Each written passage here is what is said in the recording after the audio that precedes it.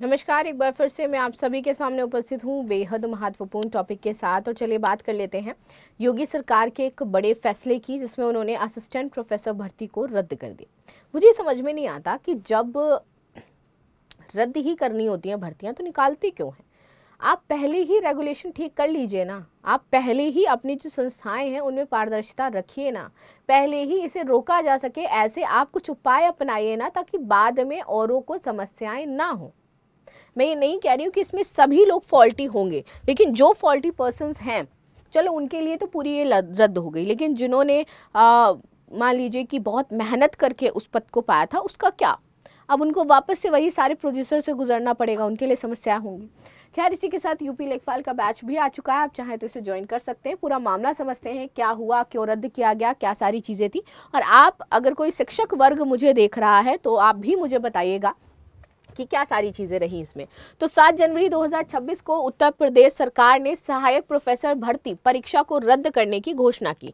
मुख्यमंत्री योगी आदित्यनाथ ने परीक्षा प्रक्रिया में अनियमितताओं की पुष्टि के बाद ये निर्णय लिया और दोषी पाए जाने वाले सभी व्यक्तियों के विरुद्ध कड़ी कार्रवाई की गई। और यही मेरा कहना था कि हम पहले ही क्यों ऐसे रेगुलेशन नहीं बना लेते हैं भैया, कि जिसमें ये सारी चीज़ें ना हो पाए।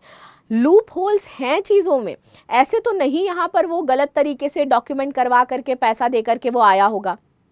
कोई ना कोई अधिकारी तो शामिल होगा ना इसमें, कोई ना कोई व्यक्ति इसमें शामिल होगा, कोई ना कोई नेता इसमें शामिल होगा। तो पहले ही ये क्यों नहीं कर लिया जाता है? बाद में ऐसी समस्याएं क्यों दूसरों के लिए क्रिएट करना जो मेहनत करके आए हैं। आगे आते हैं। सरकार ने यह भी स्पष्ट किया कि पहले से आवेदन कर चुके उम्मीदवारों को दोबारा आवेदन करने की आवश्यकता नहीं होगी। चलिए, सहायक प्रोफेसर भर्ती परीक्षा की निष्पक्षता को लेकर के बड़ी संख्या में अभ्यर्थियों ने क्वेश्चन क्रिएट किए थे। परीक्षा संचालन, मूल्यांकन और संभावित कदाचार को लेकर के गंभीर संदेह उत्पन्न हुआ। इन परिस्थितियों में राज्य सरकार ने परीक्षा को निरस्त करते हुए पुनर्परीक्षण का निर्देश दे दिया। आगे आते हैं। मुख्यमंत्री ने बोला कि ये निर्णय हमने उम्मीदवारों के लिए लिया है ताकि भविष्य उनका सुरक्षित रह सके। भर्ती प्रक्रियाओं में किसी प्रकार की अनियमितता हम बर्दाश्त नहीं करेंगे।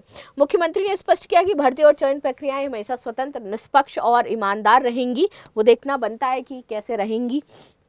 परीक्षा को प्रभावित करने या फिर उसमें हेरफेर करने वाले व्यक्तियों पर कानून के तहत सख्त कार्रवाई होगी। उत्तर प्रदेश शिक्षा सेवा चयन आयोग की अगर हम बात करें तो पुनर्परीक्षा आयोजित करने का दायित्व इनको सौंपा गया है। ठीक है, आयोग को निर्देश दिए गए हैं कि मजबूत निगरानी हो, नियंत्रण तंत्र विकसित करो, डिजिटल सब कुछ होना चाहिए, डिजिटल सुरक्षा होनी चाहिए और परीक्षा को समयबद्ध तरीके से करवाओ, तब जा करके हम इन सारी चीज़ों से बाहर आ पाएंगे। तो आपका क्या कहना है भैया, आप ज़रूर बता दीजिएगा कि इससे आपको कितना लॉस हो रहा है, आपका समय कितना गंवा रहे हैं आपको कितनी ज़्यादा समस्याएं हुई हैं। सरकार को क्या है, ज़्यादा कुछ करोगे तो मुँह उठा करके रद्द कर देगी।